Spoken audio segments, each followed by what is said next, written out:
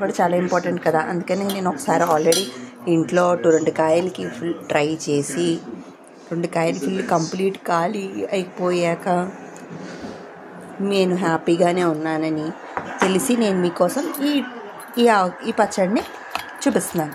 చెప్పాను కదండి, ఆవు పిండి, మెంత పిండి, మిక్సీ కొట్టిన ఆవకాయ ముక్కలు, మళ్ళీ చిన్నగా కట్ చేసిన చిన్న మామిడికాయ ముక్కలు వేసుకోవాలి. తర్వాత నేను పక్కన కొంచెం పోపేసానండి. ఏమేమి వేసానంటే కరివేపాకు, మీకు కనిపిస్తుంది కదా, ఎండుమిర్చి, ఎల్లుల్లిపాయలు జస్ట్ ఇలా నెత్తిన కొట్టుకొని వేసాను. శనగపప్పు, మినప్పప్పు, ఆవాలు, జీలకర్ర వేసాను అనమాట.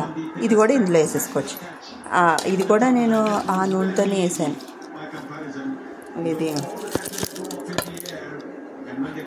నువ్వుల నూనె వేసా,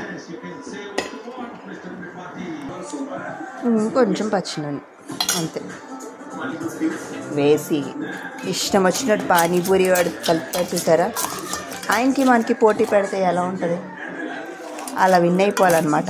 ఓకేనా, అలా కలిపేద్దాం 1 minute.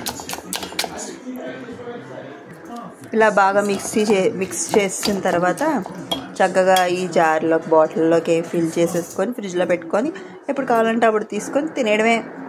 ఎక్స్ట్రాడినరీగా ఉంటుంది. అరే ఈడ ఎవరు చేసింది? ఉమాదేవి. అన్నంలో కలుపుకొని తినేయండి. టేస్ట్ అయితే ఖచ్చితంగా చాలా బాగుంటుంది. మీకు ఒకవేళ ఉప్పు కారం మీకు కొంచెం ఎక్కువ కావాలంటే ఎక్కువ వేసుకోండి. పిల్లలు తింటారేమో అని కొంచెం తక్కువ వేసుకున్నాను. మీకు నచ్చినంత వేసుకోండి. ఒకసారి ఆపేది ఎవడరా బై నిన్ను. ఆవకాయ పచ్చడి బాటిల్లోకి తీసేయాలి. తర్వాత నెక్స్ట్ స్టెప్ ఏంటబ్బా, మర్చిపోయారా? గిన్నెలోకి కొద్దిగా అన్నం వేసుకొని, అదేంటో అన్నం ఎలా ఉంది ఇంట్లో అనుకున్నా, బ్రౌన్ రైస్, ఆ రైస్ తీసుకొని కొంచెం వేసుకొని కలిపేసుకొని, ఎవరైతే ఆవకాయ పచ్చడి కలిపారో వాళ్ళు హ్యాపీగా తినచ్చు.